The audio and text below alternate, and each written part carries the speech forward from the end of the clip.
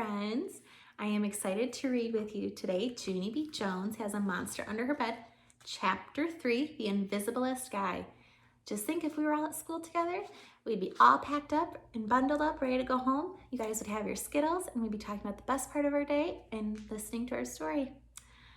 But I have to say this is still the best part of my day because it makes me think of all you guys and how much I love and miss you all. I hope you guys enjoy our story today, or our chapter from Junie B. Chapter 3, The Invisiblest Guy. I ran in my house and hollered for my Grandma Helen Miller. Grandma Helen Miller, I am so glad to be home because today was not a very good day at my school.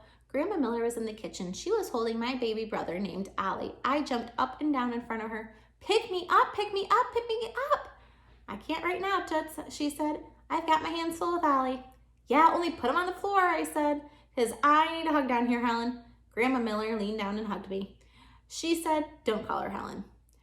Why don't you go change your clothes, she said. Then you and I will make some popcorn and you can tell me all about your day. How does that sound? Just then my whole face got happy because popcorn is my most favorite thing in the whole wide world. Hooray! I shouted hooray for popcorn. I ran right to my room. Then I took off my shoes and socks and my feet did a happy dance on the floor. It was called the Happy Feet Popcorn Dance. They danced around and around. Also, they jumped on my bed and they sprang to the floor and they did a giant twirly on my rug. I clapped my hands real joyful. Grandma, hey Grandma, guess what? I am having a good time in here and so I'm not even thinking about the monster under my bed.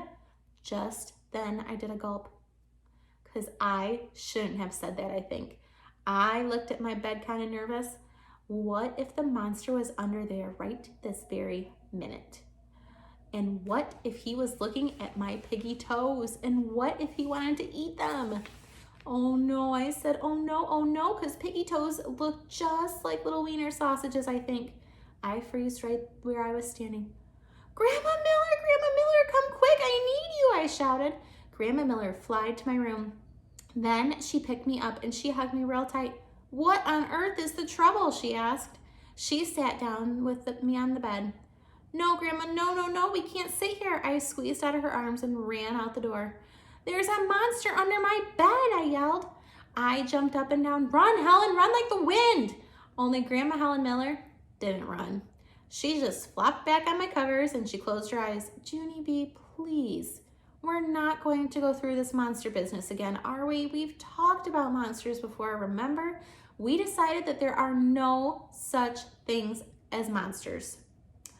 Yes, but I have new information, I said, because the monster under my bed turns himself invisible whenever we look at him. Plus, at night after my eyes are closed, he climbs next to me and he puts my head in his mouth. Grandma Miller did a big breath. Then she went to the kitchen and she brought back my daddy's flashlight. She shined it under my bed. No monster, Junie B, none. I don't see one single monster under this bed, she said. See, I said, that proves it, Grandma. He turned himself invisible. Grandma Miller shook her head. No, Junie B, the monster did not turn himself invisible.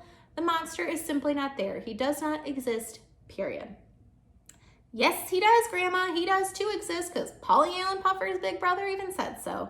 Plus, also, I've seen the drool. Grandma Miller said to calm down with my voice. She got me a drink of water. Why don't we forget about the monster for now and we'll go make popcorn? You can talk to your mother about this when she gets home. I bet your mother will know exactly what to do. I thought and thought.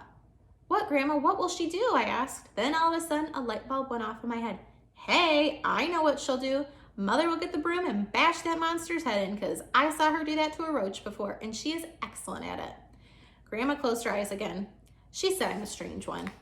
That is the end of chapter number 3. Chapter number 4 is spooky and scary.